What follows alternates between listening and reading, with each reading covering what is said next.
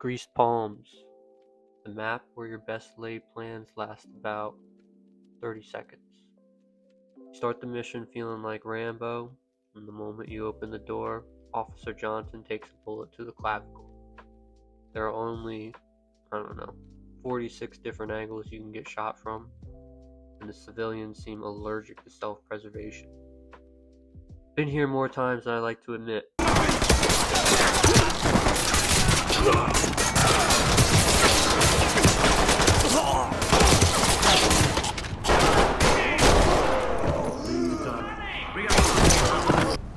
Fuck you!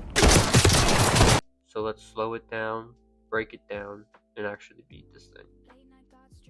This was the first mission that actually gave me trouble in this game.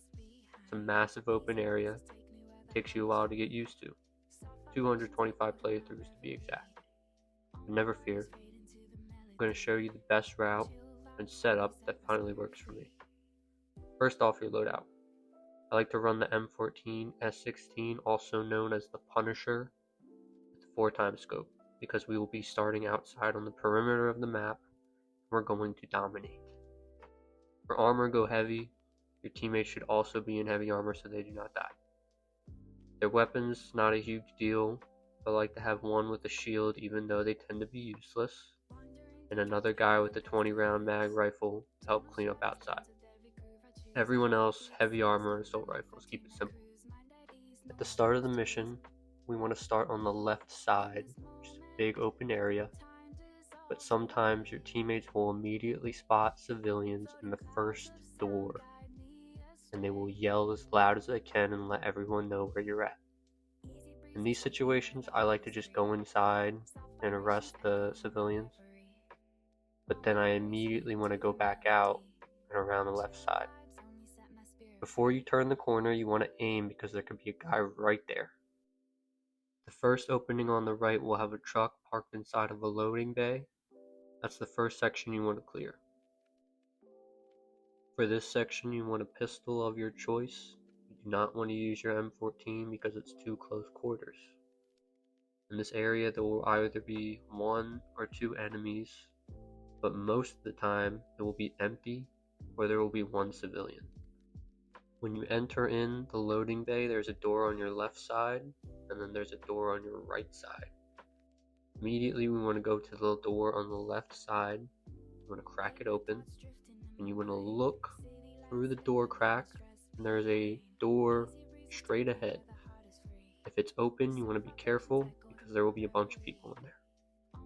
It's a good idea to have your team stack up and clear the outside section if the door is open, because there could be multiple enemies on the outside section. If the door isn't open, I suggest just clearing yourself. You want to make a left outside and there's a gate. You want to check on the right side slowly, peek around the right side, but you also want to peek on the left side because there could be an enemy there that you missed. When you go around the right side, that is when you get to the interesting part. I say interesting because when you get to this area, there's about a half a football field's length of open space with little cracks and crevices for people to shoot you through. This is where the M14 is going to shine. Depending on how lethal you want to be, will determine how many flashbangs you want to bring. You can throw a flashbang over the little box in the corner. You can try to blind as many enemies as you can and get them to surrender. But if not, you can snipe them with your M14.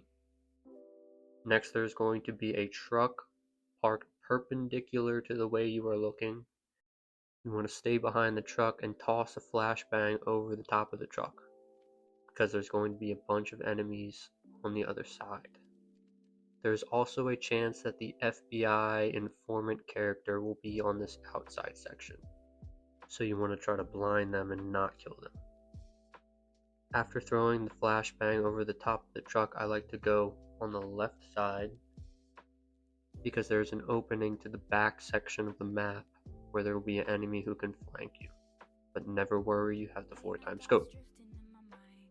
As soon as you throw the flashbang, you want to get around the truck as fast as you can, so put your gun down, but be cautious of the opening. There could be people on the inside that can see you, so aim your gun at them, but make sure that you interrogate and arrest any enemies or civilians as fast as possible. Next, you want to head for the opening to the far left of the outside perimeter. It's a good idea to throw a flashbang here, but if you can hear that there's nobody there, then don't waste one. This will be the most difficult section of the mission. Facing through the doorway, there could be people from your 9 o'clock all the way to your 2 o'clock.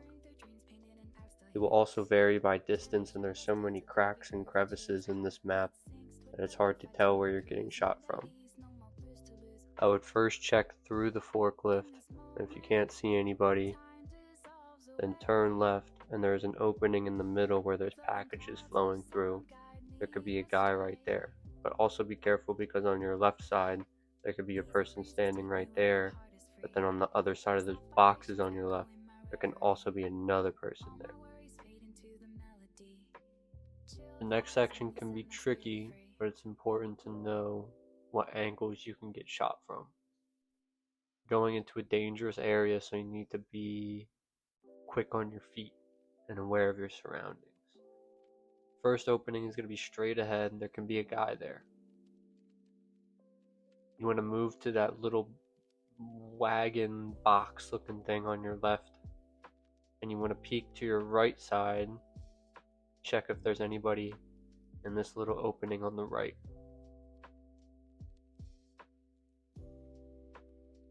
There can also be someone on the other side.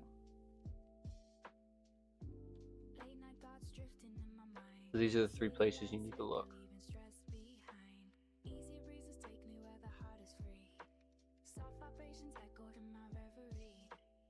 Once you've cleared these sections, you want to use your teammates to move and clear through the room.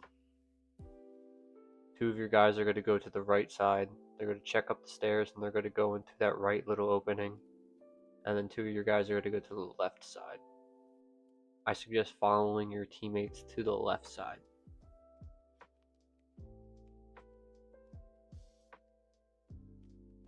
Once they move through, though, you want to call them back, because they're going to keep on going.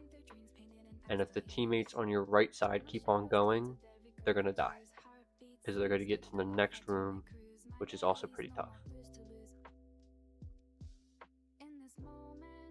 You want to continue this strategy of letting your team kind of move through little openings on their own while you follow behind, but you want to make sure they don't get too far ahead and they don't get to that big open area about 30 feet in front of you. This section is going to most likely have the FBI informant character, and you want them alive. So this is where your flashbangs come in. You want to be pretty methodical through this section. There's going to be, depending on how far you went into that first room where you started the level, there could be 2 or 3 guys in there, and there could be someone who comes down from the top. This section's really open-ended, and that's why I don't have like a set in stone strategy for it. But you want to be slow, you want to take your time. The most important thing is you get the FBI guy alive. The way you're going to do that is cornering him and flashbanging him and then interrogating. So as you see, I spotted his ass right here through my flashbang. You can usually hear when they get flashed, they start screaming, and then he gets down. This is the home stretch of the mission, and you don't want to do what I've done thousands of times, and that's get sloppy when there's only 2 or 3 guys left. You want to aim when you walk through doors. You want to know, and around any corner there could be somebody, right? You want to utilize your team as much as possible, let them clear sections, and you don't want any of them to die like I did in my clip.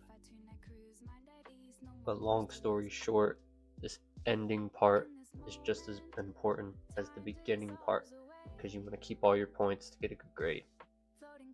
I say all that, and I've never gotten more than a B on this mission, because I always get super excited when I get through this part and I mess up. I end up killing a civilian or losing one of my guys. Second floor in the mail room isn't that tough. It's a little, it usually has people in it, so I let my guys clear it. It's got a door. It's to a small room, so if they flash it, it's not a big deal. However you want to go about this is up to you. Lastly, there's another mail office looking area. When you start the mission, instead of going left, if you go right, you walk right into that section. You can actually start off the mission over there if you wanted to and still use my strategy by coming back around. But I usually don't do that. I go there at the end. Same deal. You want to be cautious. You want to be slow. It's probably going to be pretty easy, but if you treat it that way, that's when you're going to mess up your score. And there you have it, grease palms without the rage quitting. Will the strategy work every time? No. This game's open-ended. It's randomly generated. They throw guys at you. Different places, different, the whole thing. Sometimes the AI just wakes up and chooses violence. But it will give you a better way, better odds than running in blind. At least you know where to look. You have a strategy you can bounce ideas off of, put your own little twist on it. Whatever you want to do. If you found this breakdown helpful, drop a like, maybe share your own Officer Johnson took a bullet story in the comments. I've got some more Ready or Not PS5 guides coming up, including the next nightmare mission on my list, so hit subscribe if you want to save yourself a couple hundred failed runs. Thanks so much for watching, y'all. Love y'all. Peace. The melody, chill vibes only set my spirit free.